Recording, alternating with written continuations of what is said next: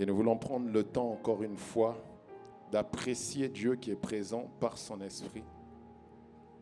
Saint-Esprit, tu es présent au milieu de nous. Selon qu'il est écrit, là où 2 ou 3 sont assemblés en mon nom, tu as dit, Seigneur, je suis là. Alors tous ensemble ici, nous voulons prendre d'abord le temps de reconnaître que tu es présent au milieu de nous, que tu es Dieu. Selon que le psalmiste a dit, arrêtez et reconnaissez que je suis Dieu. Nous reconnaissons que tu es Dieu au milieu de nous. Prends quelques minutes, adore-le, apprécie-le avec tes propres mots. Prends quelques minutes.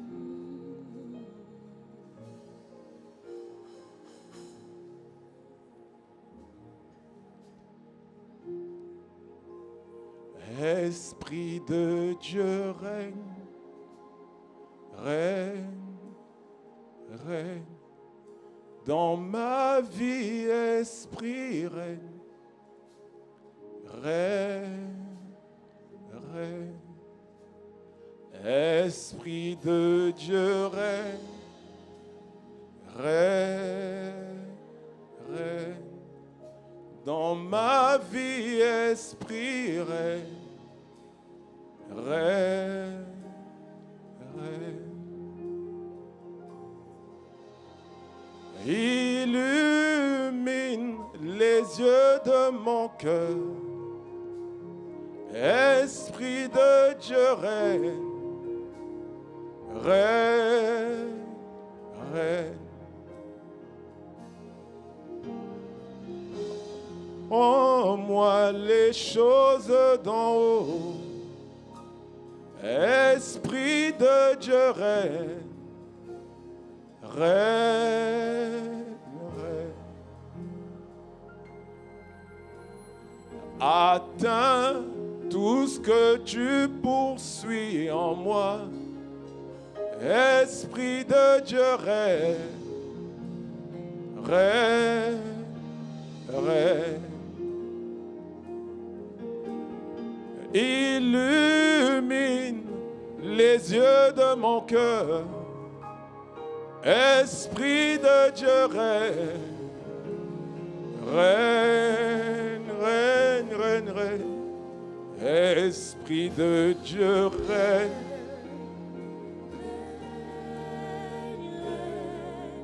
Dans ma vie, Esprit règne. Esprit de Dieu, Esprit de Dieu viens régner dans ma vie. Dans ma vie, Esprit, viens régner. Esprit de Dieu, viens régner. Dans ma vie, Esprit. Esprit de Dieu, viens régner, viens être le premier, viens prendre toute la place, viens gouverner ma vie.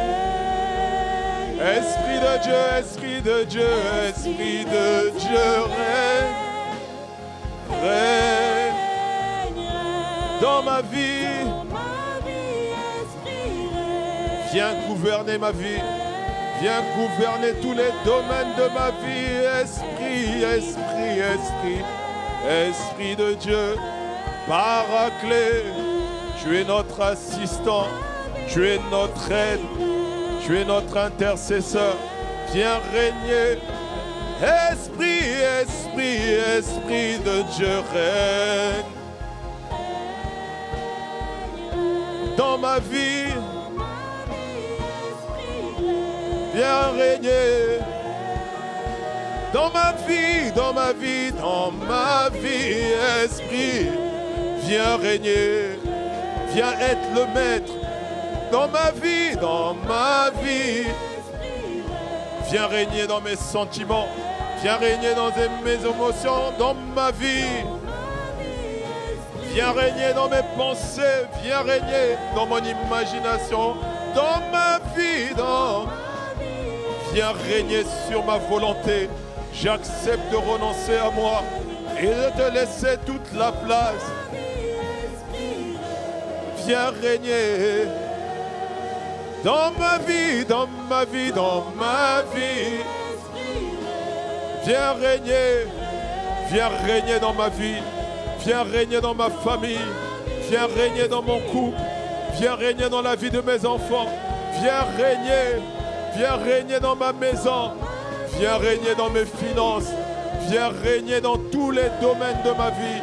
Dans mon entreprise, viens régner dans ma famille, dans mon église, dans mon ministère, dans ma vie, Oh, viens régner dans mon quartier, viens régner dans ma ville, viens régner dans mon département, dans ma région. Viens régner dans ma vie, Viens régner dans ma vie.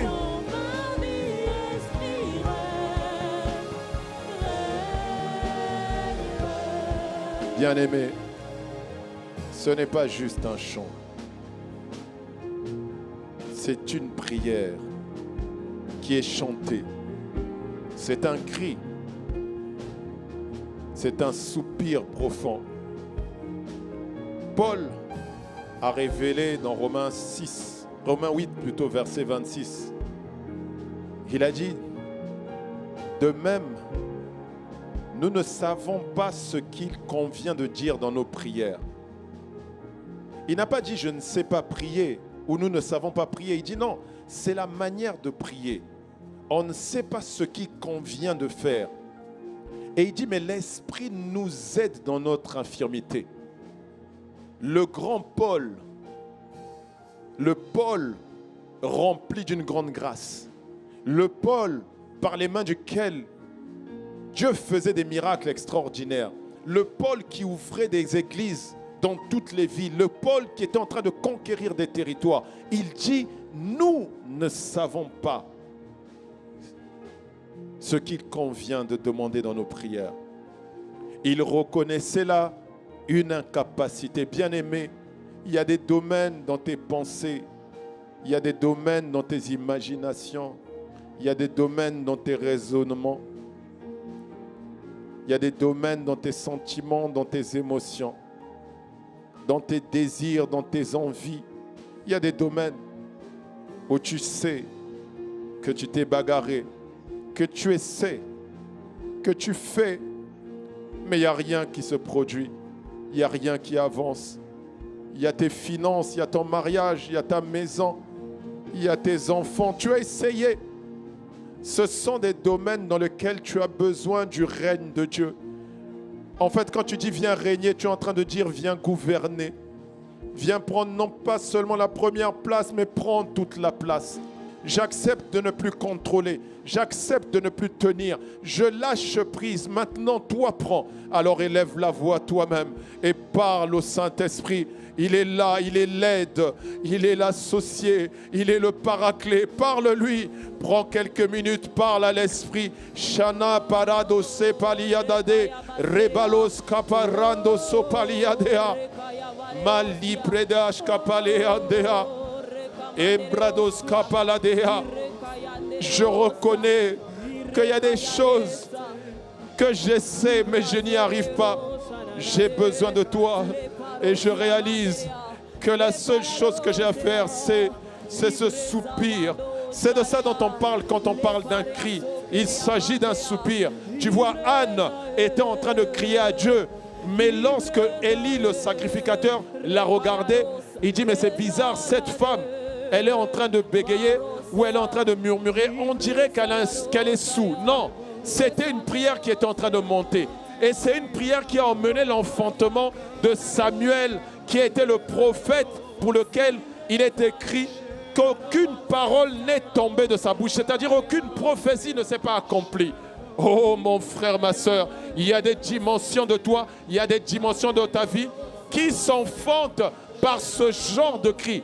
Parfois, il y a des sons ne sortent pas de ta bouche, mais il y a des sons qui sortent de l'intérieur de toi. C'est l'homme intérieur qui est en train de gémir. Voilà pourquoi Paul a dit, il nous aide par des soupirs insoupçonnés. Ça veut dire que c'est des dimensions d'expression où les mots en français, en anglais, en créole, peu importe, en lingala, en chinois, en portugais, en espagnol, en anglais, en allemand, ces mots ne suffisent plus.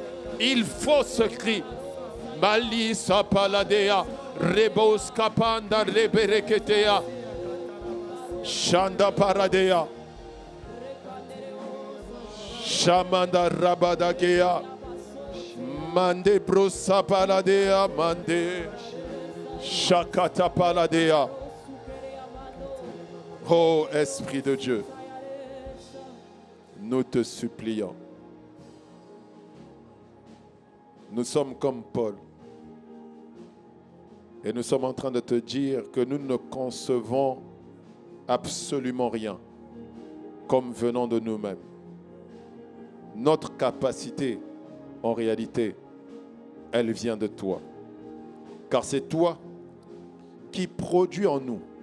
C'est toi qui énergise en nous. C'est toi qui provoque en nous. C'est toi qui pousse en nous en même temps la volonté et la capacité. Alors accomplis ton œuvre en nous, Esprit de Jésus, Esprit de la grâce. Oh, fais-le. Il y a quelqu'un qui est en train de soupirer, fais-le, Esprit de Dieu. Fais-le. Il y a quelqu'un qui est en train de soupirer, fais-le. Shabaradege sapalada. Oh, ce n'est pas la prière de tout le monde. Tu vois, Jésus avait plusieurs disciples, mais il n'y en a que 120. Il n'y en a que 120 qui ont soupiré. Il n'y en a que 120 qui ont soupiré. Shamandaradoshka paradea.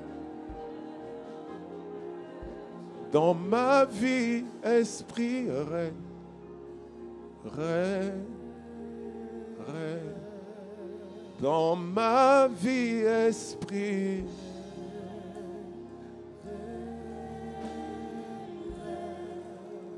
dans ma vie, Esprit,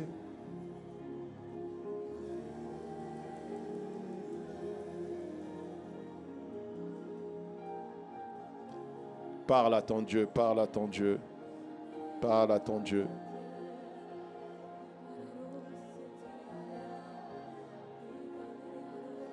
Je l'ai dit, cette prière, ce n'est peut-être pas la prière de tout le monde. Mais il y en a qui soupirent. Il y en a qui soupirent. Et l'Esprit veut te répondre.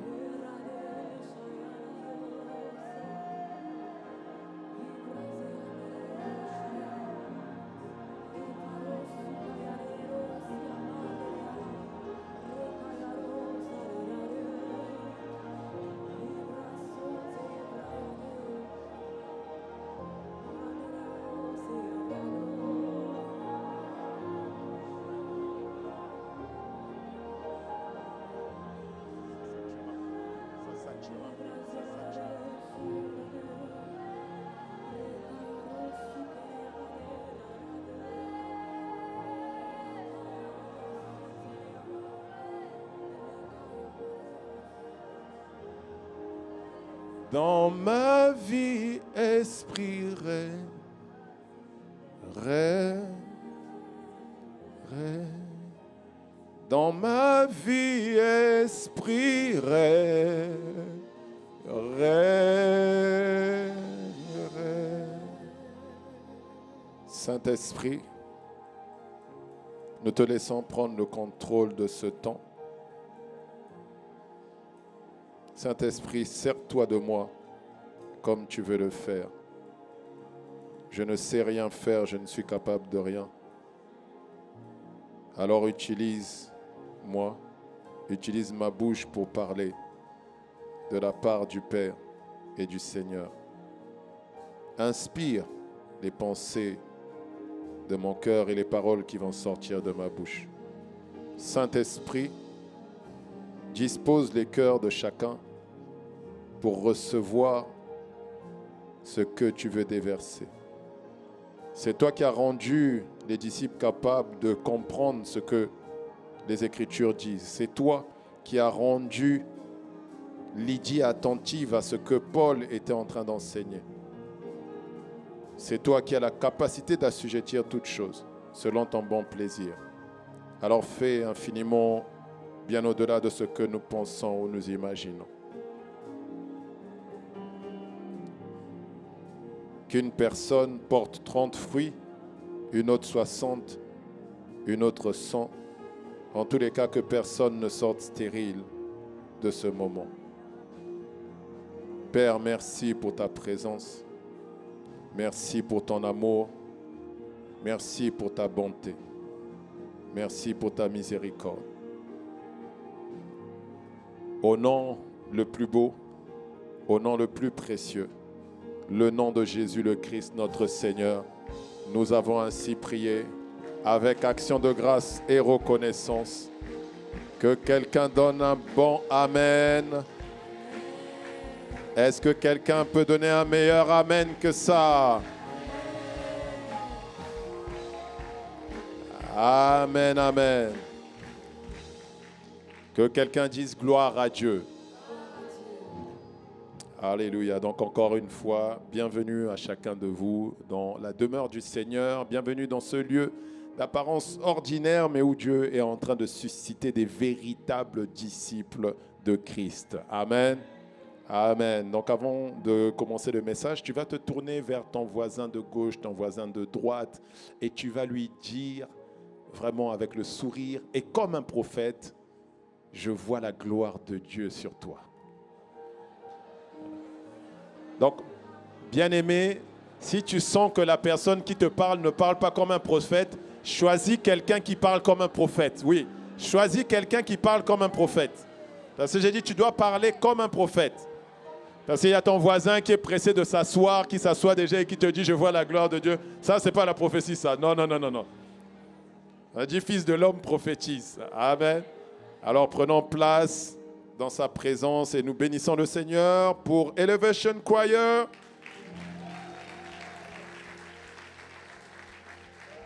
Dieu est en train de susciter des chantres au milieu de nous. Qui s'est connecté sur ICC TV Boissy? Qui s'est connecté? Ah, vous n'êtes pas nombreux. Mais vous étiez où? Dis à ton voisin, tu étais où? Non, dis-lui bien, tu étais où? Comment ça se fait que tu n'es pas connecté? Tu n'as pas vu le salon de l'adoration? Non, demande à ton voisin. Non, je te donne. Demande à ton voisin, tu n'as pas vu le salon de l'adoration? Dis, hé! Vraiment. Est-ce que tu as vu atmosphère d'adoration? Est-ce que tu as vu atmosphère d'adoration? Demande à ton voisin. Non. Tu vois, il y a des voisins qui ne se retournent même pas.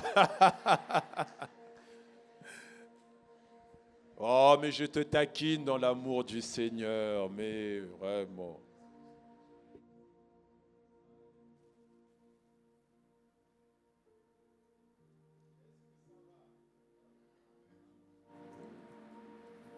À chaque fois, j'oublie d'enclencher. Ça va, vous m'entendez? Oui, parce que c'était un peu compliqué. Donc, vous m'entendez bien? C'est sûr? Hein? Faut augmenter un peu? Mais vraiment, la sono, on a dit au premier culte, ne bougez plus. Bon, acclamons le Seigneur pour la sono.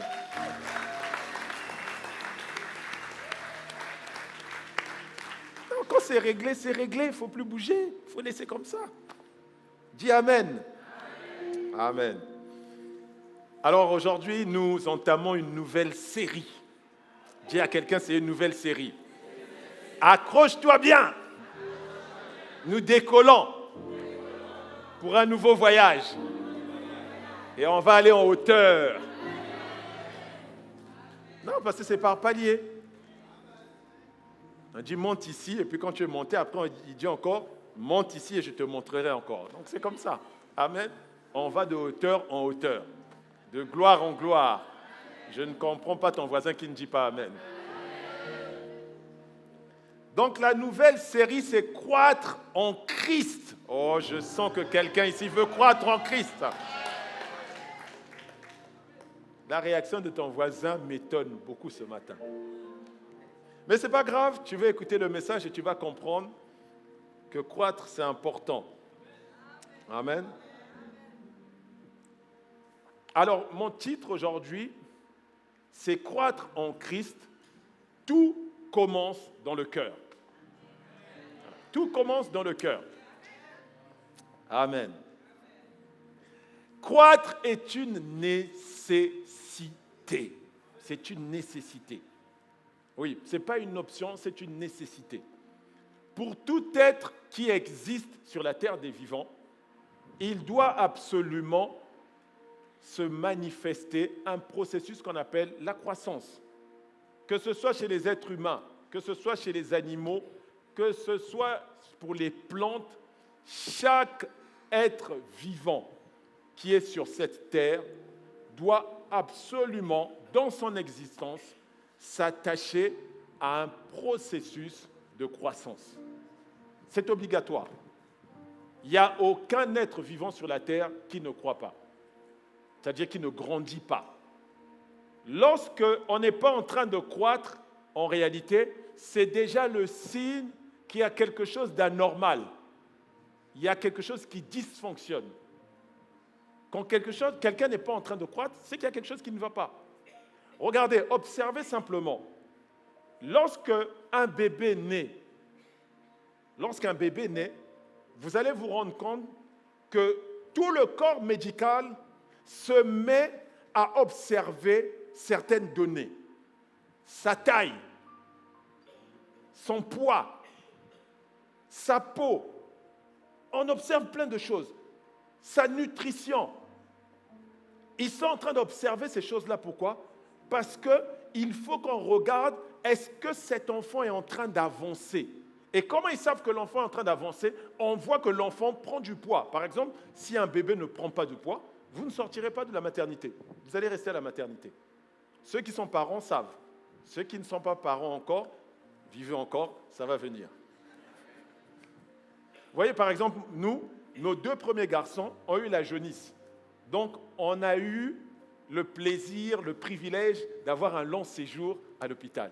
Pourquoi? Parce qu'il fallait d'abord que la peau soit adaptée à ce qui est attendu d'un bébé de cet âge-là. Donc, croître est une nécessité. Ils étaient obligés de voir, est-ce qu'il est en train de prendre du poids? Parce que s'il ne prend pas du poids, c'est qu'il y a un problème. Est-ce qu'il est en train de s'alimenter? Ou peut-être qu'il a des problèmes gastriques. Est-il en train de grandir? S'il n'est pas en train de grandir, c'est qu'il y a quelque chose. Il faut qu'on cherche. Le corps médical regarde.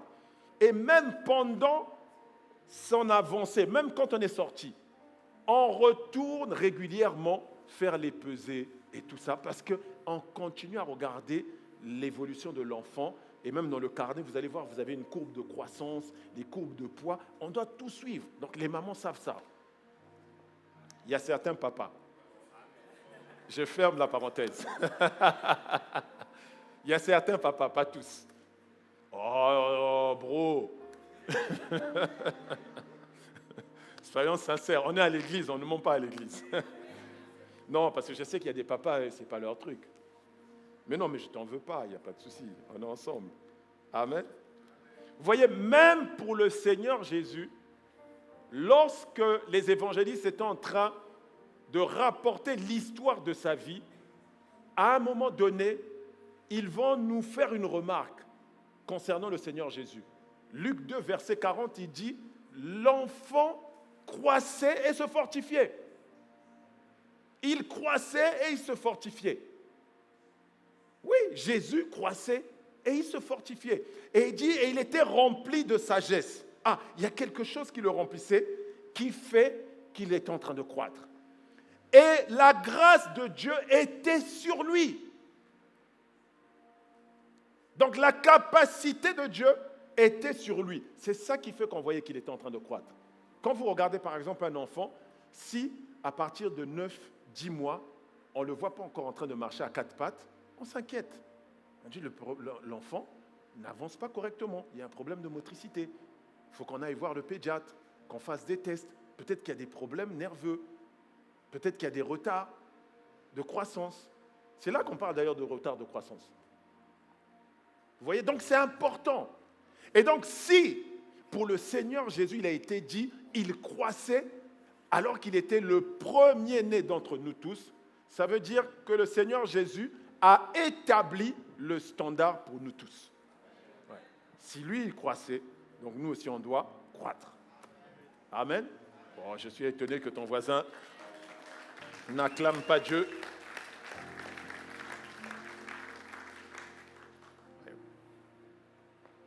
Tu dois croître. Dis à ton voisin, tu dois croître. Ouais. Tu dois croître. Tu dois refuser, bien-aimé, tu dois refuser de rester au même niveau. Tu dois refuser d'être dans une situation de statu quo. Tu dois refuser que les choses soient comme ça et qu'elles ne bougent pas. Tu dois refuser ça. La vérité, en ce qui me concerne, moi, si on est là, il ne se passe rien, je m'ennuie, tu vas me faire bailler et tout ça, je vais partir. Parce que pour moi, il faut que les choses bougent. Oui, ça doit bouger. Tu es un être vivant. Ça veut dire que tu es en mouvement. Oui, dis à ton voisin, tu dois bouger. Oui. Non, bouge le même. Non, parce qu'il y a un voisin qui somnole un peu. Je dis, tu dois bouger. Voilà, tu ne peux pas rester au même endroit. Dis-lui. C'est pasteur Alain qui a dit. On doit refuser, absolument. Ça doit être dans notre mindset. Je refuse de rester le même. Je refuse d'être au même endroit. Je refuse de ne pas bouger. Je refuse que l'année prochaine, on me retrouve toujours en train de faire la même chose de la même manière. Je refuse. Dis, je refuse. Oui. Il doit avoir ça en toi. Oui. Ça ne peut pas rester comme ça. Il y a des situations dans ta vie, elles doivent progresser. Oui. Tu es molesté, oppressé, rejeté, et puis tu continues toujours avec le rejet. Toujours. Il n'y a que toi qu'on rejette, pas les autres. Jésus, on l'a rejeté. Tu l'as vu parler. Hein? Rejeté de tous. Et il ne dit rien. Il est resté silencieux. Même après le camp sur le rejet, tu es toujours rejeté. Dis, hé! Non, je suis obligé d'utiliser l'épée flamboyante. Ouais. L'épée flamboyante, c'est dans Genèse 3. Il faut aller lire de Genèse 3. Quand Dieu a chassé l'homme parce qu'il était maintenant dans la forme du péché, c'est-à-dire le Adam déchu, Dieu le chassa et puis il mit 2 chérubins avec des épées flamboyantes pour l'empêcher de revenir. Donc quand je te dis l'épée flamboyante, c'est parce que je veux que ton vieil homme là sorte de toi et qu'il ne revienne plus jamais. Donc tu dois m'aimer avec mon épée. Dis amen. Voilà. Donc bénis Dieu que j'ai une épée. Amen. Parce que c'est pour t'assurer que toi, ton vieil homme là ne restera pas. Ah non, il ne doit pas rester. Amen. Regardez, Paul dit quelque chose de très intéressant. 1 Corinthiens 13, verset 11, il dit « Lorsque j'étais enfant, je parlais comme un enfant, je pensais comme un enfant, je raisonnais comme un enfant. Lorsque je suis devenu homme, j'ai fait disparaître ce qui était de l'enfant. » Il y a une manière de parler qui montre que tu es un enfant. Il y a une manière de penser qui montre que tu es un enfant. Il y a une manière de raisonner qui montre que tu es un enfant. Oui. Quand tu es en train de critiquer tout le temps, te plaindre tout le temps, tu es tout le temps, ah oui, mais non, mais c'est pas normal. On ne t'a jamais vu changer les choses. Est-ce que je peux parler? Oui. Tu fais que te plaindre, mais on ne t'a jamais vu proposer de solution. Bébé. Oui, tu es un enfant. Tu es un bébé. Je suis désolé. Ah ouais, mais pourquoi c'est tout le temps sale comme ça? Prends le balai, nettoie. Si tu te plains, tu es bébé. Oui. Ton vieux toi là va sortir aujourd'hui. Ouais. Aujourd'hui, tu vas subir une délivrance de ton vieil homme. Les jeunes disent tu vas être désenvoûté. Il y a une façon de parler. Le langage des bébés. Les bébés, c'est bébé. Tu sais même plus, tu es perdu. C'est quoi? Tu as faim? Tu veux dormir? Tu veux manger? Tu as fait caca? On ne sait pas. Tu es obligé de sortir un décodeur. Tu dis, pour décoder le genre de pleurs. Il veut quelque chose. Il veut dormir. Mais dit, mais dors. Mais oui, tu veux dormir. Pourquoi tu cries? Ça va t'empêcher de dormir. Est-ce que quelqu'un me suit? Mais la vérité, c'est que c'est l'image de beaucoup de chrétiens. C'est l'image de beaucoup de chrétiens. On se plaint, on crie. J'aime pas ça, j'aime pas. C'est pour ça aussi quand il y a certains sujets là qu'on appelle maintenant scandale, il y a des gens, ils sont scandalisés pour tout et n'importe quoi. Scandalisés pour tout et n'importe quoi. Tu es chrétien. Toi, tu te scandalises pour les mêmes choses que les gens du monde. Maintenant, c'est qui va changer les choses? Tu restes un bébé. Tu es enfant de Dieu, mais tu restes un bébé.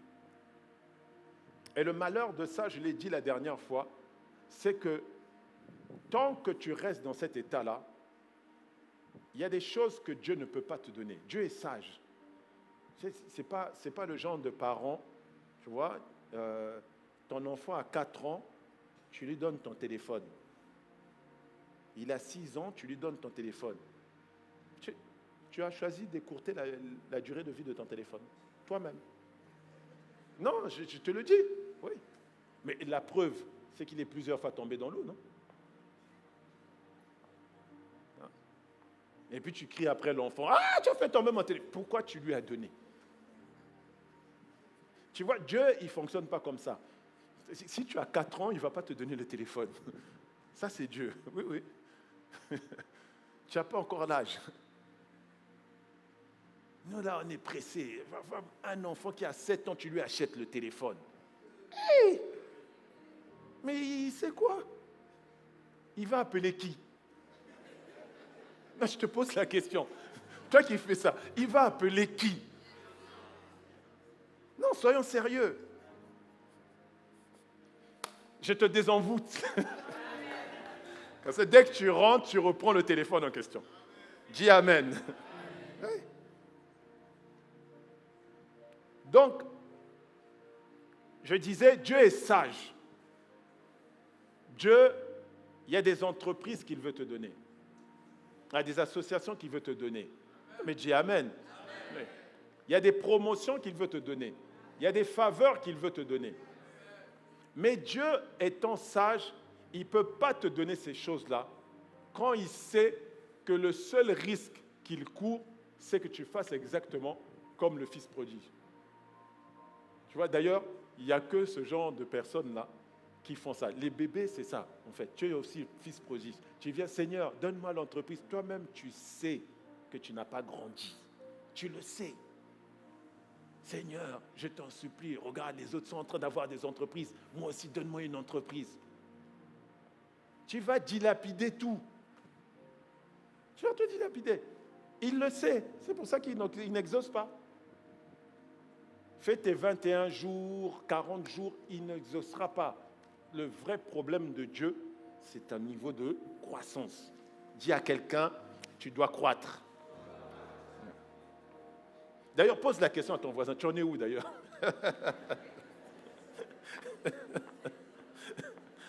Oh, toi aussi, sois sage. Il ne faut pas répondre à tout ce que le pasteur Alain dit.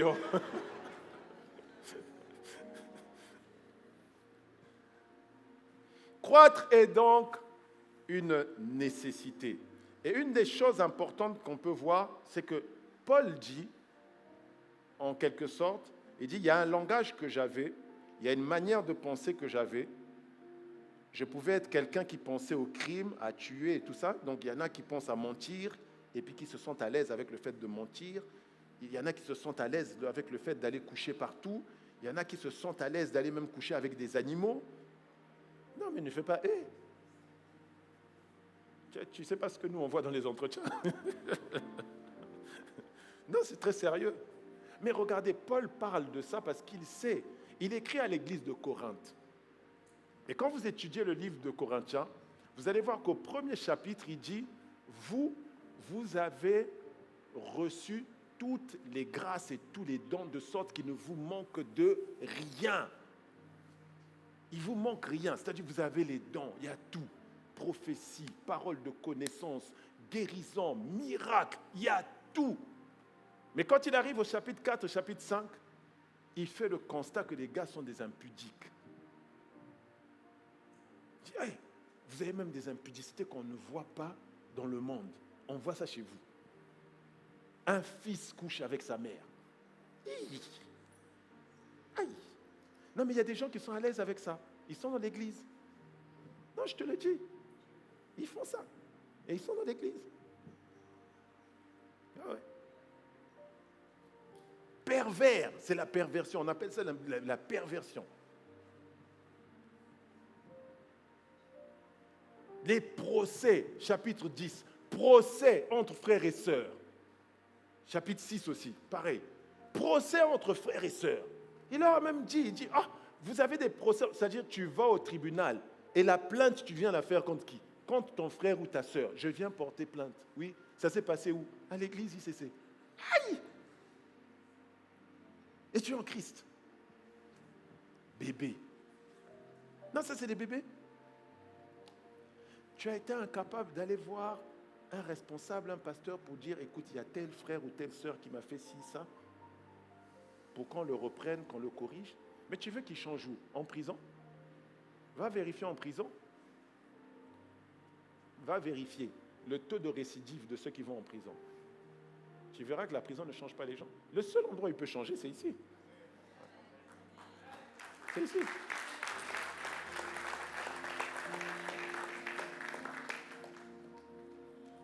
Paul dit, il y avait un langage que j'avais, et en quelque sorte, dans ce verset, ce qu'il est en train de dire, c'est que la manière dont je suis devenu mature, c'est que moi-même, pas Dieu, moi, j'ai fait disparaître ce qui est de l'enfant.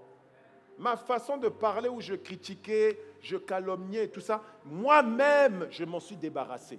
Je me plaignais, j'étais mélancolique, j'étais toujours là à dire qu'on me rejette, on ne m'aime pas. J'ai retiré ça. Pourquoi? Parce que je voulais devenir mature.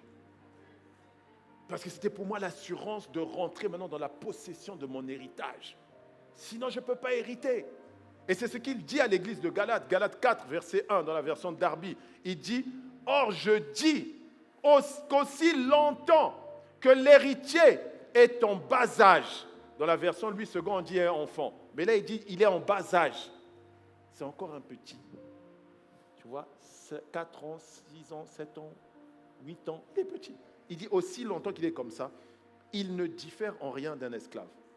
Quoi qu'il soit, seigneur de tous. Il est seigneur, c'est-à-dire qu'il est maître, mais sur les papiers. En réalité, il ne peut pas. Dieu dit, non, non, non. Maintenant là, si je te fais ça, hey, ça sera un gâchis bizarre. Si seulement je te donne la liberté d'avoir certaines dimensions d'onction, mais les gens vont te regarder, et toi qui aimes tirer sur les filles, tu vas commencer à tirer sur tout le monde. Parce que toutes les filles, les sœurs vont venir, homme de Dieu, homme de Dieu. Et puis toi maintenant, tu tires. Miséricorde. Bon, fermons seulement cette parenthèse. Vous voyez, Paul dit en fait ici, dans ce passage-là, il dit, je suis enfant de Dieu, mais pour l'instant,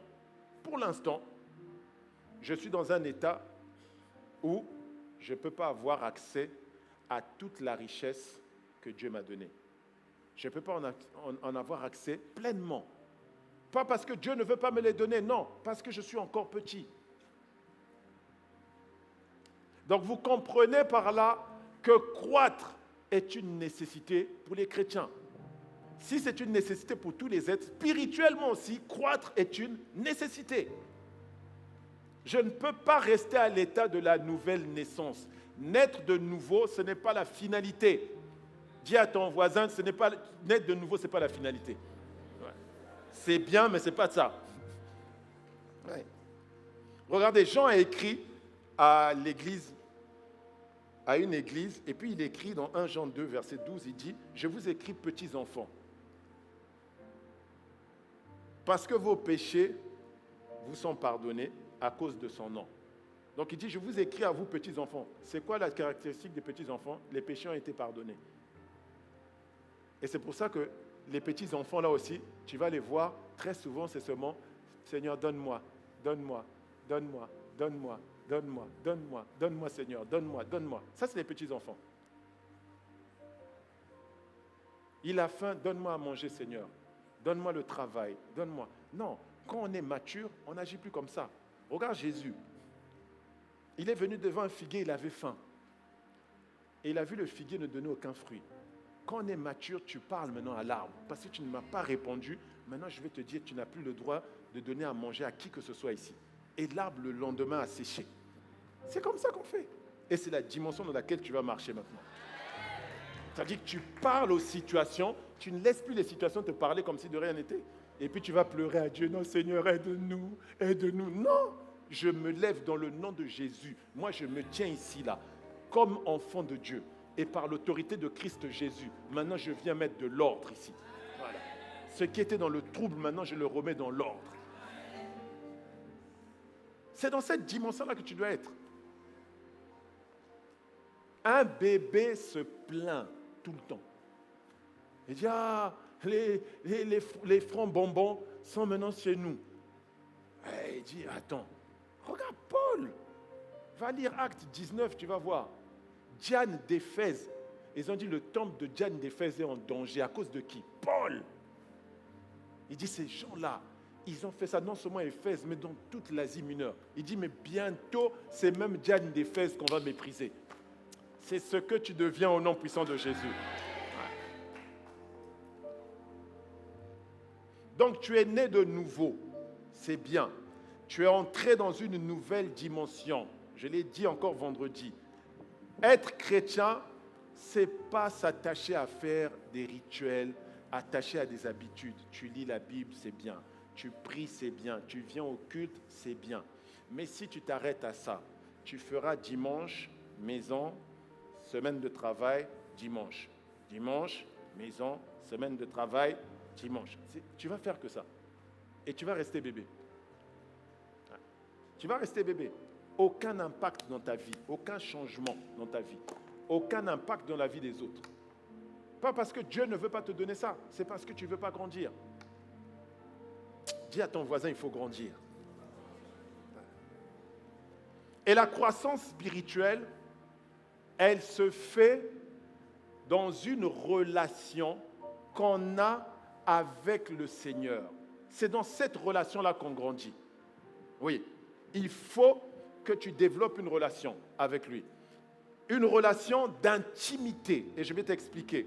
2 Pierre 3, verset 18, dans la version seconde 21, nous dit « Mais grandissez dans la grâce et dans la connaissance de notre Seigneur et Sauveur Jésus-Christ. » La grâce, c'est la capacité divine.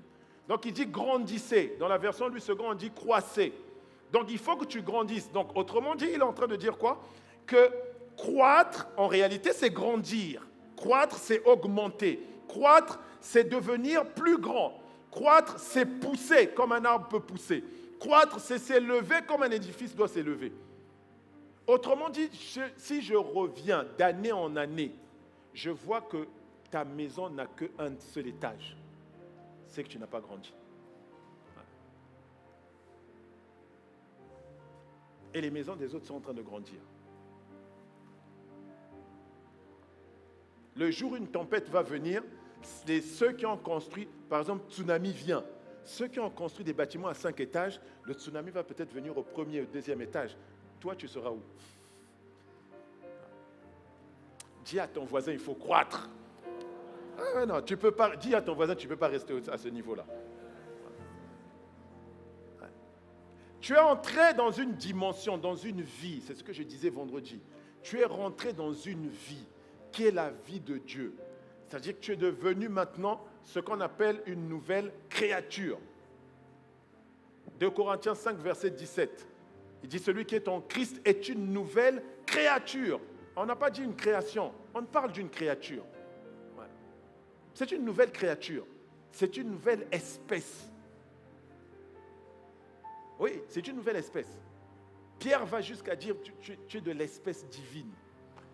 Il fallait être là vendredi. Je t'ai dit, prie, que le Seigneur me pousse à mettre le lien à disposition. Tu es devenu une nouvelle espèce. Regardez, je vais vous expliquer. Quand on parle de créature, là, je comprends pourquoi ça ne t'émeut pas. Moi, quand je vois ça, je me dis, oh my God, c'est quoi ça? De quoi on parle? Vous voyez, dans le livre de Daniel, c'est Daniel 3, je crois, Nabuchodonosor a fait mettre les 3 amis de Daniel dans la fournaise ardente.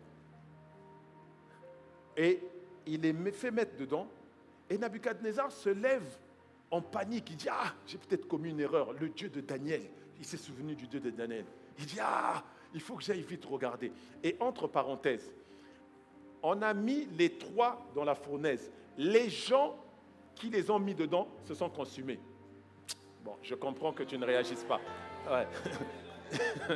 Je suis en train de te parler de la nouvelle créature. C'est-à-dire, on a mis les 3 amis de Daniel qui marchaient avec Dieu dans la fournaise. Ceux qui les ont mis dans la fournaise se sont brûlés eux-mêmes. Je suis en train de t'expliquer que ceux qui voudront t'emmener dans le feu vont eux-mêmes être consumés. Ils ne vont pas comprendre. Il dit, comment ça se fait que tu résistes au feu? Et nous, on est consumés. Je suis une nouvelle créature. Nabuchodonosor vient et puis il regarde. Il appelle ses gars. Il dit, les gars, qu'est-ce qui se passe ici? Est-ce qu'on n'a pas mis 3 personnes, 3 hommes là? Il dit, oui, mais pourquoi je suis en train d'en voir un 4e? Le 4e là, c'est toi.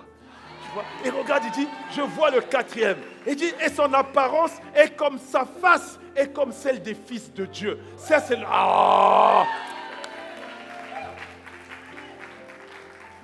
Laisse-moi t'expliquer. En fait, ceux qui ont les yeux spirituels ouverts, quand ils te regardent, ils disent, tu vois, alors, laisse-moi t'expliquer ça comme ça. Tu vois, tu connais le serpent. Tu connais les serpents, tu connais les lions, les tigres, tu connais tout ça. Crocodile et tout ça. Alligator. Imagine qu'on les mette ici, là. On va tous vider l'auditorium. C'est vrai ou pas? Okay. Maintenant, imaginez qu'il y a une créature qui est là, et quand on la regarde, on ne sait pas qu'est-ce que c'est. Les gens vont regarder et dire, il y a une créature, et tu vas demander à ton voisin, c'est quoi ça? Tu vois, ça c'est ce qui se pose comme question sur toi. Il dit, quand ils te voient arriver, ils disent, on dirait un être humain. Mais en fait, la rayonnance de ton être spirituel fait qu'ils sont en train de se dire, mais c'est quoi ça? Je croyais voir un homme, mais qui je suis en train de voir? C'est ça la nouvelle création. Et Paul nous révèle cette nouvelle créature-là, cette nouvelle créature. Elle a été créée, c'est-à-dire toi et moi, on a été créés pour exister maintenant dans une dimension où on est un seul et même esprit avec le Saint-Esprit. C'est 1 Corinthiens 6, verset 17. Alors, laisse-moi t'expliquer ce que ça veut dire. En fait, tu dois comprendre que la nouvelle créature que tu es n'a jamais été créée pour fonctionner indépendamment de la personne qui est venue habiter en toi. Laisse-moi répéter ça ici. Je dis, la personne que tu es aujourd'hui n'a jamais été créée pour fonctionner indépendamment du Saint-Esprit qu'on a mis en toi. Est-ce que quelqu'un me suit? Suis-moi parce qu'on est en train d'aller maintenant dans la croissance. Suis-moi là maintenant. OK? Donc, ça veut dire quoi? S'il n'a pas été créé pour fonctionner seul, c'est qu'il a été créé pour être dépendant.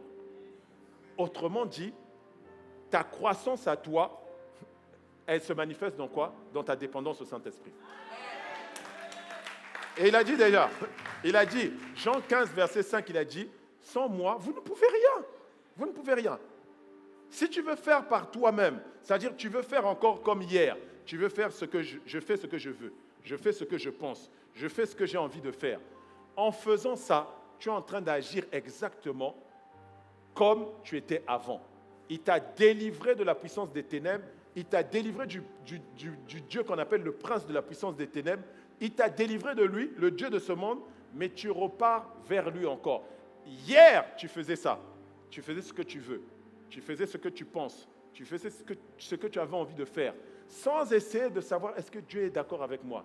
Tu t'en moquais. Mais aujourd'hui, tu veux fonctionner de la même façon sans vérifier est-ce que celui qui est venu habiter en moi est en ligne avec ce que je suis en train de vouloir faire. Est-ce qu'il est en ligne avec mon envie?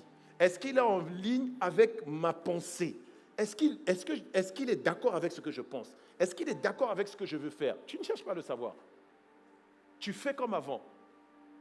Exactement comme Paul disait dans Éphésiens 2, versets 1 à 3. Il dit, « Vous étiez morts par vos offenses et par vos péchés, dans lesquels vous marchiez autrefois, selon le train de ce monde, selon le prince de la puissance de l'air, de l'esprit qui agit maintenant dans les fils de la rébellion. » Et regarde ce qui les caractérisait. Il dit, « Nous tous aussi, nous étions de leur nombre, et nous vivions autrefois selon les convoitises de notre chair, accomplissant les volontés de notre chair et de nos pensées. Et nous étions par nature des enfants de colère comme les autres. » Donc Dieu nous considérait comme étant bons pour être jugés. C'est pour ça qu'il parle d'enfants de colère. Pourquoi? Parce qu'on était des rebelles. Aujourd'hui, quand tu fais ce que tu veux, tu fais ce que tu penses, tu fais ce que tu as envie de faire, et tu ne cherches pas à savoir est-ce que Dieu est d'accord avec ce que je fais, tu es un rebelle. Et tu es un bébé. Ce n'est pas moi qui dis ça, c'est la Bible. Paul va jusqu'à dire, dans Galates 5, verset 1, il dit, « C'est pour la liberté que Christ nous a affranchis.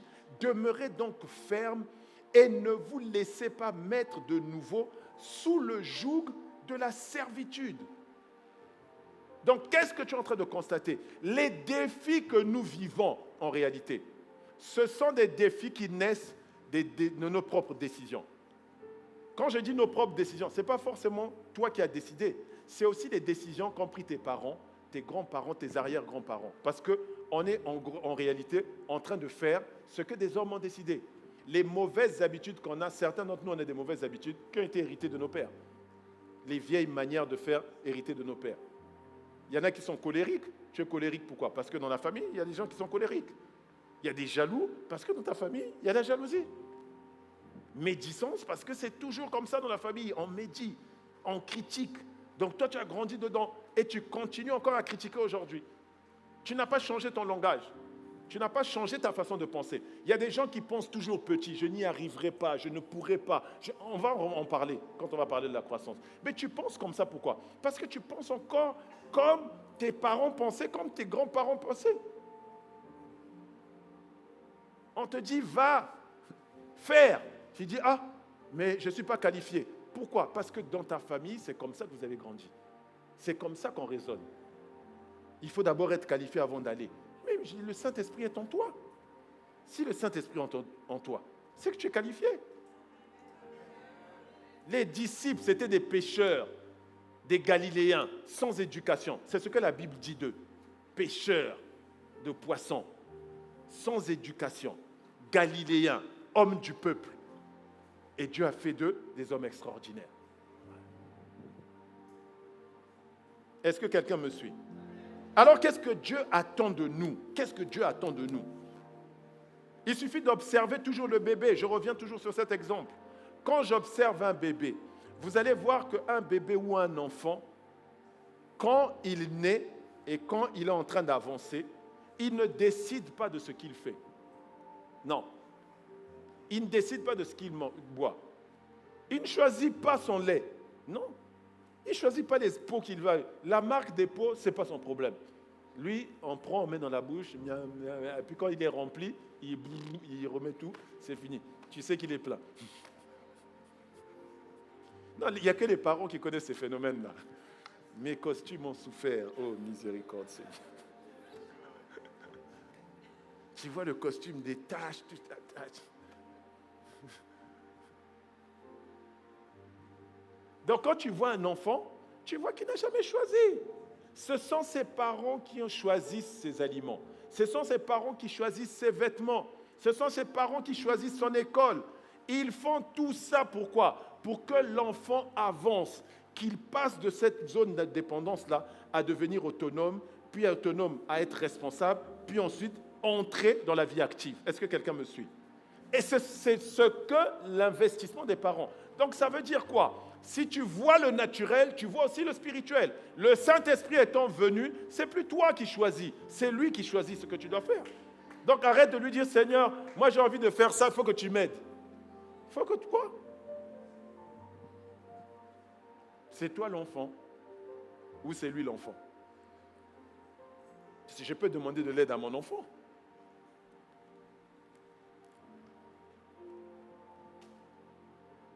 Et tu vois un peu mon enfant venir me dire, papa, il faut que tu m'aides. Hein? Oui. Papa, il faut que tu m'aides. Ah bon? Non, c'est pas il faut que tu m'aides. Papa, viens. Voilà. Papa, viens. C'est plutôt ça. Pourquoi? Il faut que tu m'aides. Quand on est parent, on accepte ça. Hein? Parce que c'est un manque de respect. Et on ne s'en rend pas compte, c'est ce qu'on fait. Avec le Saint-Esprit, on fait la même chose. Donc c'est le parent qui s'assure que l'enfant est en train de grandir normalement, qu'il est en train d'évoluer normalement.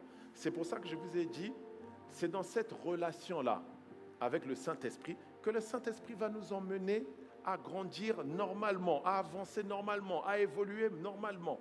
Si je suis en train de choisir moi-même, c'est soit je suis un enfant rebelle, soit je vais avoir des problèmes parce que je n'ai aucun repère.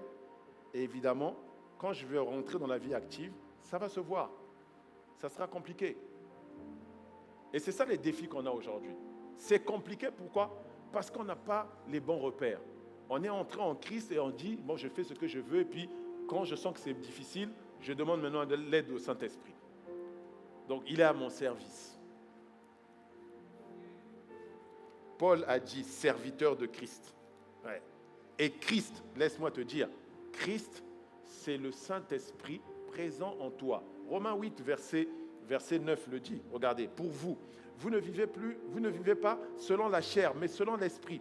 Si du moins l'Esprit de Dieu habite en vous. Si plutôt quelqu'un n'a pas l'Esprit de Christ, il ne lui appartient pas. Donc, il appelle l'Esprit de Dieu l'Esprit de Christ. Ce qui veut dire que qui sert qui?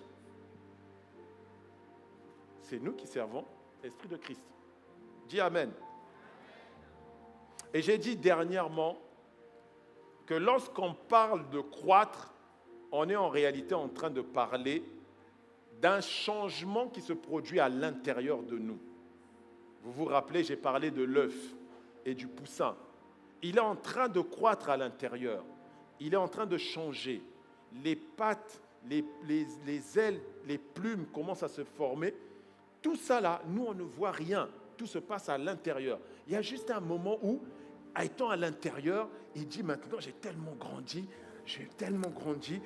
cet environnement devient trop petit pour moi, il faut maintenant que j'apparaisse, et donc il commence à pousser. Il n'y a personne qui casse l'œuf, c'est lui maintenant qui pousse, et puis la coque se casse, et puis il dit maintenant il faut que j'apparaisse, et il sort maintenant.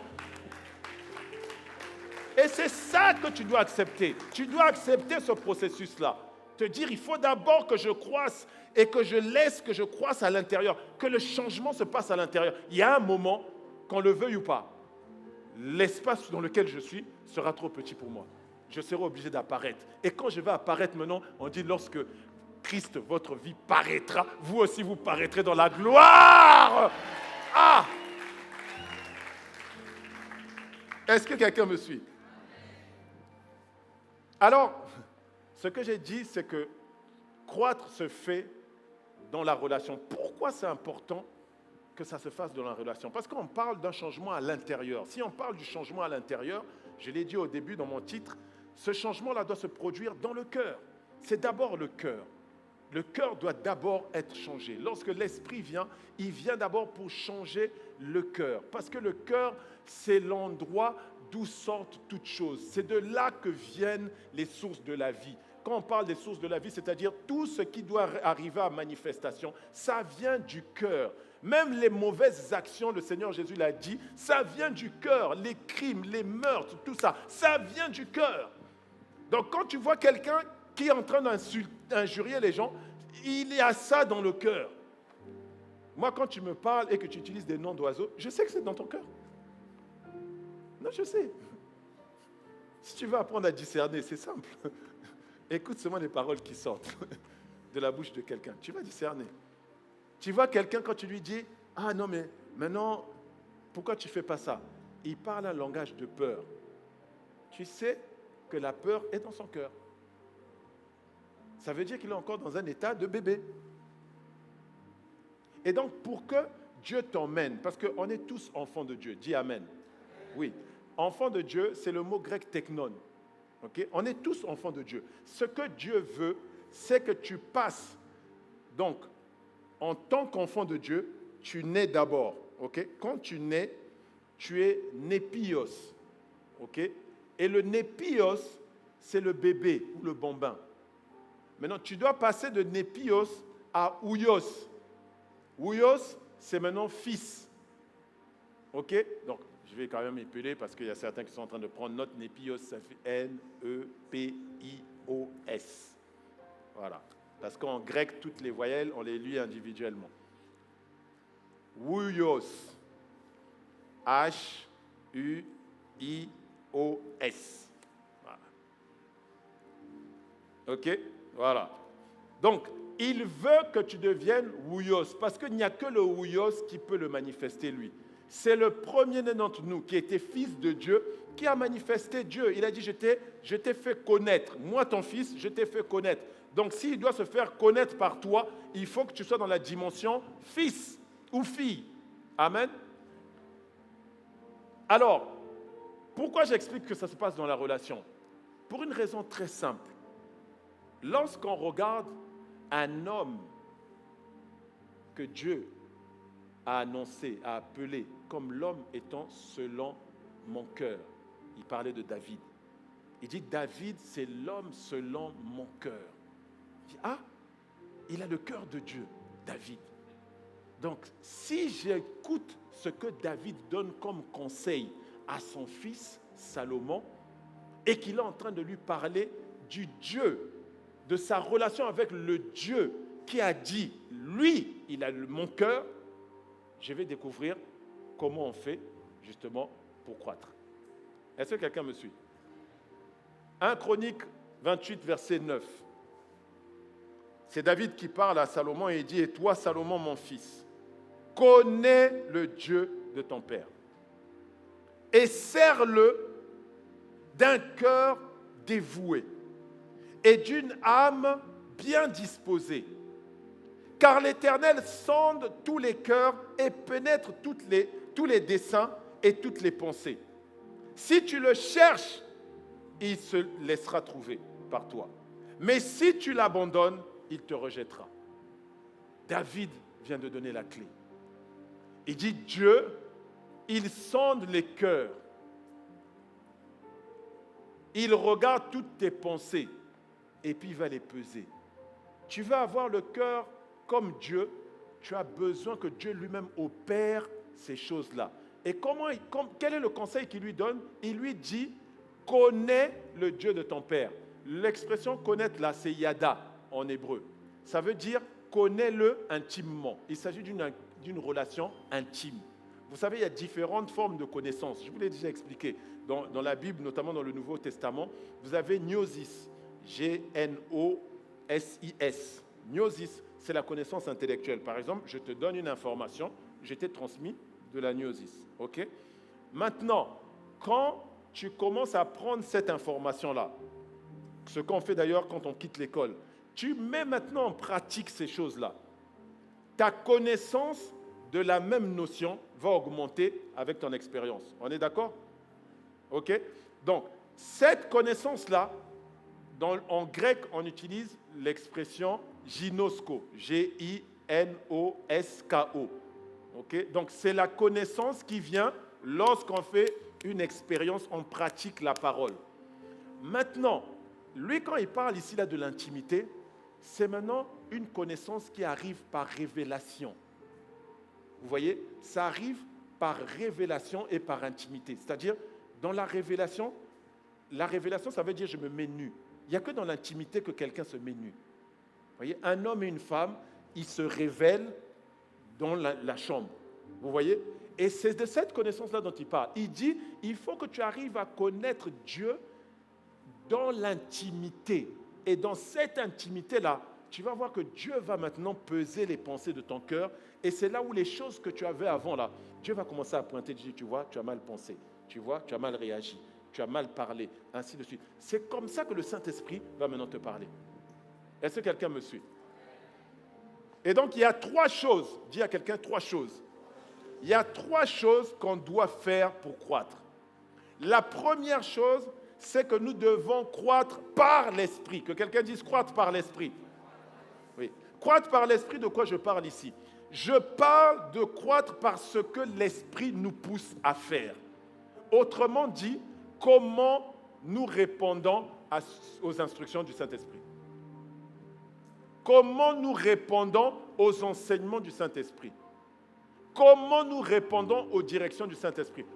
En d'autres termes, je suis en train de dire, c'est en obéissance à l'Esprit. Ouais. Tu dois augmenter, tu dois grandir dans ton obéissance. Il y en a qui ont des obéissances, comment on va dire ça? Hein? C'est quoi? Non, c'est pas, non, c'est pas différé, voilà. Différé, c'est-à-dire qu'il ne veut pas obéir maintenant, il va obéir après. Il dit non, je vais faire, je demanderai pardon et après voilà. Je fais d'abord ce que je fais, après je demanderai pardon à Dieu, comme il est écrit, si vous confessez vos péchés, Dieu est bon pour vous pardonner. Donc, et puis après je demanderai pardon. Tu n'as pas remarqué que quand tu fais ça, généralement ça se complique? Hein? Tu n'as pas remarqué ça? Que quand tu fais ça, ça se complique? Les obéissances différées, c'est aussi parfois, ça va peut-être pas être grave, dans le sens où ça ne va pas se compliquer pour toi. En fait, ta situation, ta condition ne va pas se compliquer. Mais par contre, l'opportunité est passée, parce que tu as différé. Et maintenant, quand tu dois travailler dans le même domaine, c'est maintenant avec souffrance. Parce que tu es obligé de forcer, de pousser les portes maintenant. Pourquoi? Parce que le jour où la porte était ouverte, quand l'Esprit t'a dit « va », tu n'es pas parti. Et il dit dans 1 Jean 2, verset 27, dans la version Bible du Semeur, il dit « Quant à vous, l'Esprit dont vous avez été oint par Christ demeure en vous. Vous n'avez donc pas besoin que l'on vous instruise, car cet Esprit dont vous avez été oint vous enseigne tout. Il est véridique, il ne ment pas. Restez donc attachés à cet enseignement tel que vous l'avez reçu de l'Esprit. » Donc, il dit ici clairement que quand l'Esprit te donne une instruction, tu dois rester exactement dans ce que l'Esprit t'a demandé de faire. Ouais. Il n'y a que les enfants qui posent des questions pour savoir, quand on a donné, fais ci, pourquoi on doit faire ça? Pourquoi on doit manger? Pourquoi on doit dormir? Pourquoi on doit faire la sieste? Il n'y a que les enfants qui font ça. Bébé. Ouais. Toi, on dit aime, pardonne. Oui, mais pourquoi on doit pardonner? Il faut qu'on te fasse un enseignement sur le pardon. Renonce. Pourquoi on doit annoncer? Il faut qu'on te fasse 10 raisons pour lesquelles il faut renoncer. Si on ne te fait pas cet enseignement-là, ça ne passe pas. Bébé. Non, c'est des bébés. Ce n'est pas moi, c'est les Écritures. Dit, vous devez faire ce qu'il vous a dit. Vous devez donc vous attacher à cet enseignement tel que vous l'avez reçu. Tu ne changes pas. Tu ne sais pas d'interpréter à ta façon. Oui, mais quand même, quand on t'a fait ça, il a dit fais. Pardonne. Pardonne. Bénis celui qui te maudit. Bénis. Toi, maintenant, tu veux maintenant, ah non, Dieu de vengeance. Hey! Mais sache que Dieu est juste et son trône est bâti sur la justice et l'équité. Ça veut dire, quand tu appelles Dieu de vengeance, sois toi-même sûr que toi, tu n'as rien à te reprocher. Ah oui, parce que son jugement est juste et il est équitable et il le rend à chacun selon ses œuvres. Ça veut dire, toi qui es en train d'appeler le Dieu de justice, viens me faire vengeance de mes adversaires. Et il sait que toi-même, tu as gardé amertume. Il va d'abord venir pointer sur toi. C'est d'abord toi. Bizarrement, tu vois, tu es en train de vomir. Il dit, mais Seigneur, j'avais dit Dieu de vengeance.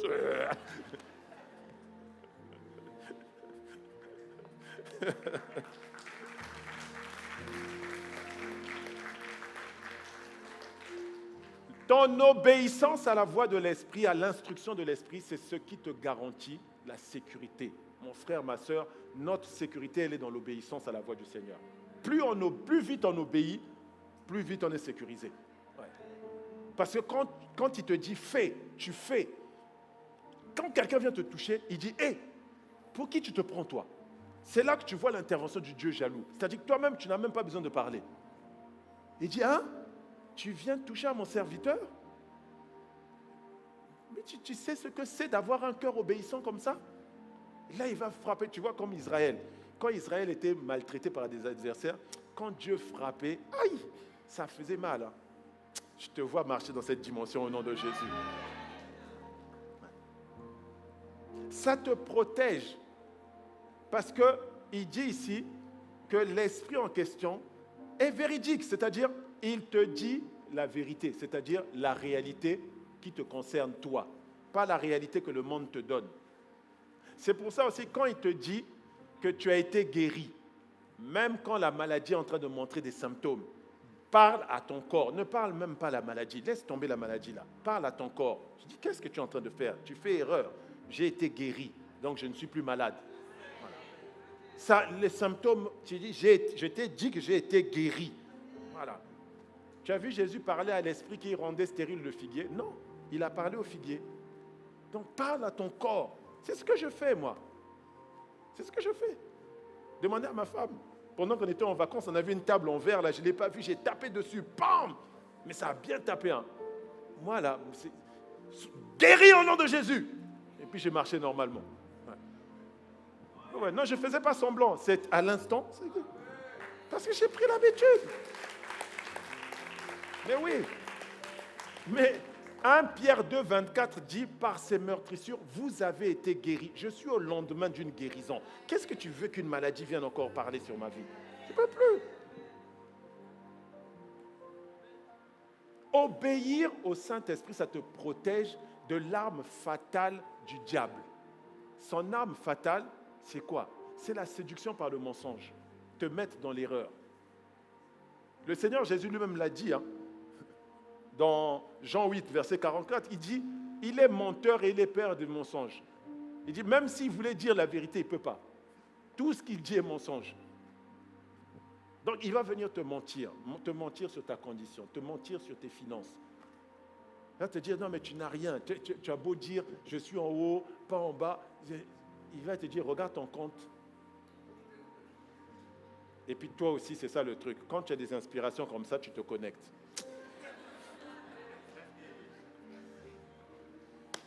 Non, quand c'est comme ça, on répond, l'argent vient de toutes parts et matin, au nom de Jésus.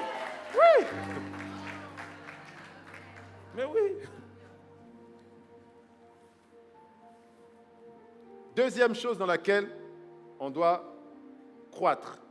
Nous devons croître en esprit. Donc j'ai dit le premier, c'est par l'esprit, c'est-à-dire ce que l'esprit pousse. Mais maintenant, nous devons aussi croître en esprit. Croître en esprit, ce n'est pas que tu augmentes tes temps de prière en langue.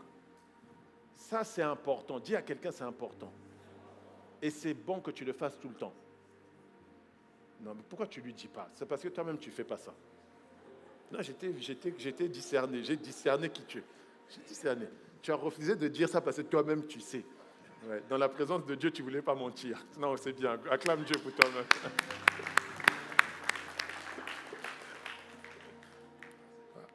Non, ce n'est pas parler en langue tout le temps. Non. Quand on dit croître en esprit, ça veut dire que maintenant, je suis en train de grandir ou d'augmenter dans la manifestation du fruit que l'esprit produit.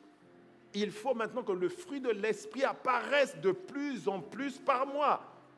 Mon ancien caractère hérité de mes pères et de mes mères ne doit plus être là. Oui. te voit toujours quand tu rentres, le front est plissé, c'est comme si tu avais des balafres, donc il y a des Z, des Y qui sont formés avec ton front parce que tu es en colère. Ah! Dis, arrête ça, arrête ça. Tu ne dois plus faire ça. Galates 5, versets 22 à 23. Il nous dit, mais ce que l'Esprit Saint produit, c'est l'amour, la joie, la paix, la patience, la bienveillance, la bonté, la fidélité, la douceur et la maîtrise de soi. La loi n'est certes pas contre de telles choses. Il dit donc la loi n'est pas contre ça. La morale n'a rien contre ça. Si tu développes le fruit de l'esprit, tu vas te rendre compte que la morale ne s'opposera pas à ce que toi tu fais. Tu es toujours attristé au lieu de manifester de la joie. La joie du Seigneur est ma force. Oui, la joie du Seigneur est ma force. Je suis toujours dans la joie. Toujours. Tu manques de patience envers les gens qui sont dans l'erreur. Montre-toi patient un peu. Enfin, tu devrais retourner dans les enseignements d'une famille fondée, enracinée dans l'amour. J'ai expliqué en long et en large là-dessus. Je ne vais pas revenir là-dessus là. Mais va travailler à ça. Il faut que ça sorte. Tu sais, il y a une chose qui se produit lorsque le fruit de l'esprit est maintenant visible au travers de toi. Les gens qui sont dans ton environnement vont commencer à regarder et vont dire, tiens, comment je peux la reprendre? C'est, je vois, être toujours compatissant, bienveillant, toujours bon avec les gens, patient, doux. Comment vous voulez reprendre quelqu'un comme ça? Comment vous voulez reprendre quelqu'un comme ça? Les gens vont te regarder et vont dire, comment tu fais pour être tout ça à la fois? Tu es toujours joyeux, bon avec les gens, bienveillant, compatissant avec les gens. Comment tu fais pour faire ça? C'est là où tu vas leur dire, oh, tu veux savoir? Mais c'est parce qu'un jour, j'ai accepté Jésus. Tu sais, il est mort à la croix pour nous donner accès à une réalité qui est la vie de Dieu. Et depuis, j'ai fusionné avec lui par son esprit qui est venu à l'intérieur de moi. Et c'est lui qui produit en moi et le vouloir et le faire, selon son bon plaisir. Donc tout ce que tu vois, ça ne vient pas de moi, ça vient de celui qui est venu habiter à l'intérieur de moi. C'est lui qui tous les jours me rend si aimable, si bon avec les gens, si bienveillant avec les gens, si patient avec les gens. Tu vois, c'est ça en fait. Quand il regarde ça, il dit, ah, là où tu as des impudiques, il dit, mais toi, comment tu fais pour ne pas coucher? Il dit, tu vois, en fait, c'est parce qu'il y a une caractéristique de lui qu'on appelle la maîtrise de soi. Ouais.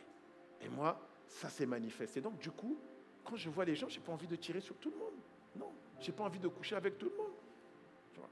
Mais oui, sinon tu es encore là, tu es bro, tu veux tirer sur tout le monde. Toutes les sœurs, tu veux tirer. C'est un manque de maîtrise de soi. Et puis les sisters, tu sais, quel est le frère que je vais faire tomber? Croise tes jambes. Croise tes jambes.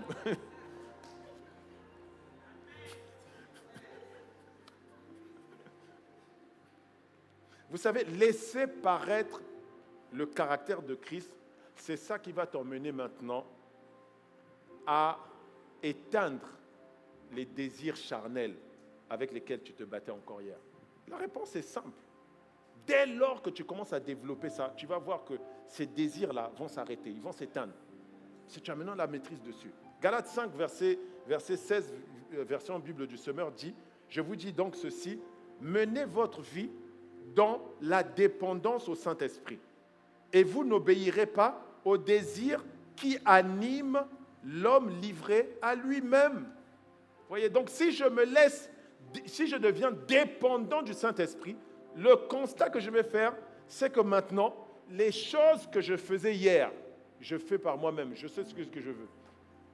Je vais là où je veux. Même la nourriture, je ne sais pas me contrôler. Je vais voir maintenant que là, maintenant, j'ai envie de jeûner. Et quand la nourriture passe devant moi, là, je dis, oh, aujourd'hui, ça sera jour de jeûne aujourd'hui.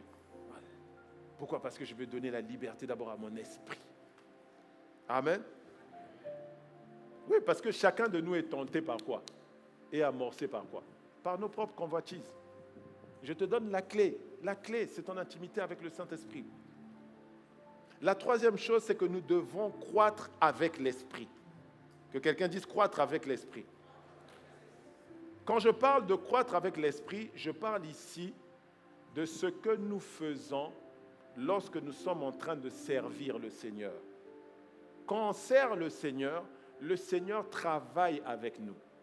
Marc 16, verset 20, dans la Bible, la version Bible du Semeur, on nous dit, quant à eux, ils s'en allèrent proclamer la parole de Dieu en tout lieu. Le Seigneur travaillait avec eux et confirmait leur prédication par les signes miraculeux qui l'accompagnaient.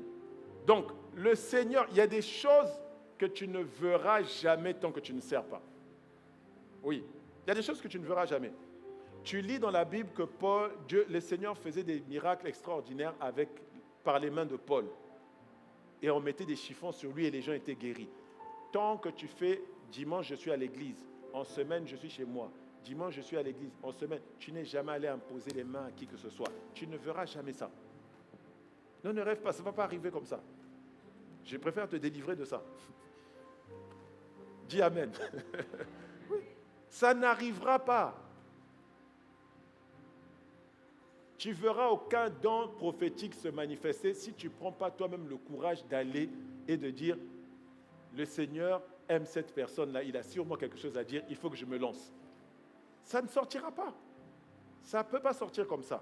C'est quand tu oses, quand tu t'engages, comme je l'ai dit vendredi. Dès que tu t'engages, tu vas voir maintenant, la grâce vient se manifester, t'accompagne, la grâce t'environne. Ouais. Il y a des choses, des dimensions auxquelles tu n'auras jamais accès parce qu'elles sont attachées au service. Tant que tu ne sers pas dans l'église, tant que tu n'es pas en train d'avoir un groupe de disciples que tu nourris, tant que tu n'es pas dans une FI en train de servir ou en train d'être là parmi les membres, tu ne verras pas ces choses-là. Ne rêve pas, ça ne se produira pas.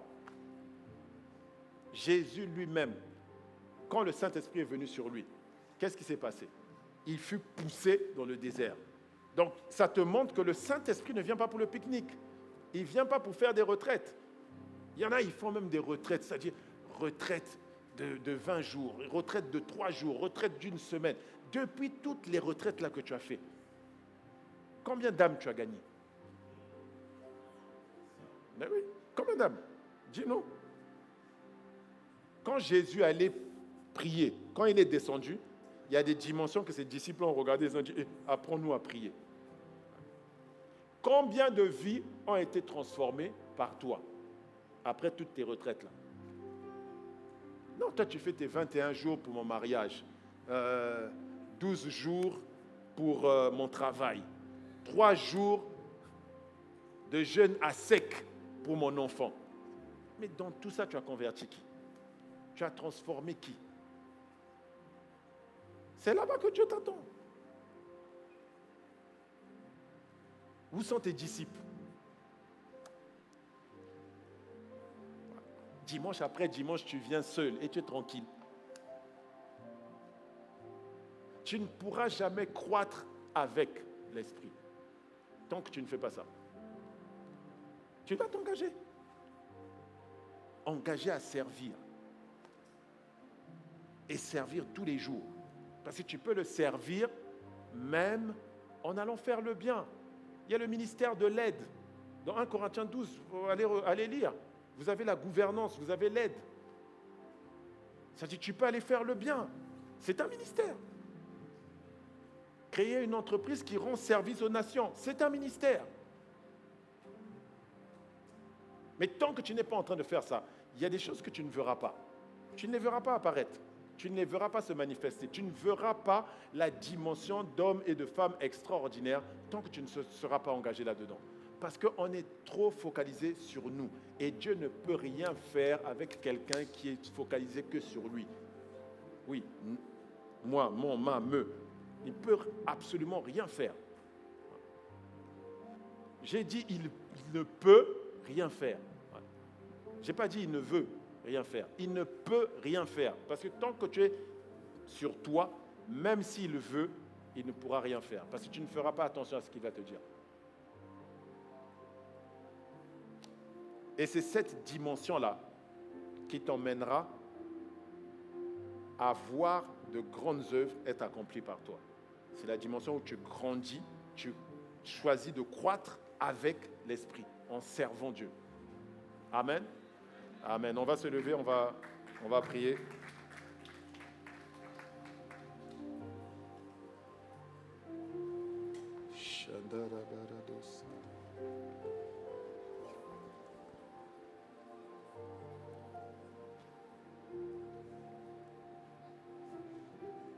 Esprit de Dieu règne, règne, règne. Dans ma vie, Esprit règne, règne, règne. Esprit de Dieu règne, règne, règne. Dans ma vie, Esprit règne, règne. Bien-aimé, laisse-moi te dire quelque chose. Quand tu regardes les 3 points que j'ai énumérés, dans cette relation avec le Saint-Esprit, tu vas voir que la manière d'agir de Dieu, c'est de commencer d'abord à l'intérieur avant de changer l'extérieur. Il vient d'abord changer le cœur. Et ce qui va apparaître après. Ça commence d'abord avec ton obéissance à l'Esprit. Et donc ça, c'est à l'intérieur du cœur. Et une fois que tu as laissé cette place-là par ton obéissance, tu vas voir que tu vas pouvoir maintenant le laisser affecter ton âme et ton corps. Ça, c'est le 2e point, c'est-à-dire croître donc dans l'esprit. C'est là où tu lui laisses le pouvoir de ton âme et de ton corps. Et quand tu lui as laissé ces choses, tu vas voir que maintenant, la personne qui va apparaître est une personne qui est tellement admirable, tellement rayonnante que les gens auront envie de ressembler à ce qu'ils verront. Et c'est là où dans ton service, quand tu travailles avec lui maintenant, tu vas voir que maintenant, le type d'œuvre que tu vas produire seront des œuvres enviables. Mais tant qu'il n'y a pas ça, tu peux œuvrer. Il n'y aura rien d'enviable. C'est pour ça que quelque part, Paul a dit, si je donne même tous mes biens et qu'il n'y a pas l'amour, et l'amour c'est quoi? C'est le caractère de l'esprit, c'est le fruit de l'esprit. Il dit, s'il n'y a pas ça, ce que je fais, je ressemble à des cymbales. C'est juste du bruit. Il n'y a pas de fruit. Alors élève la voix et dis-lui, je suis prêt maintenant. Je veux te laisser toute la place. Je sens que quelqu'un est sincère dans son cœur et veut sincèrement lui dire, il est temps que tu prennes le contrôle, il est temps que tu prennes les rênes. Et je veux accepter de t'obéir à l'instant, de ne pas attendre, de ne pas décaler mon obéissance, de ne pas différer mon obéissance.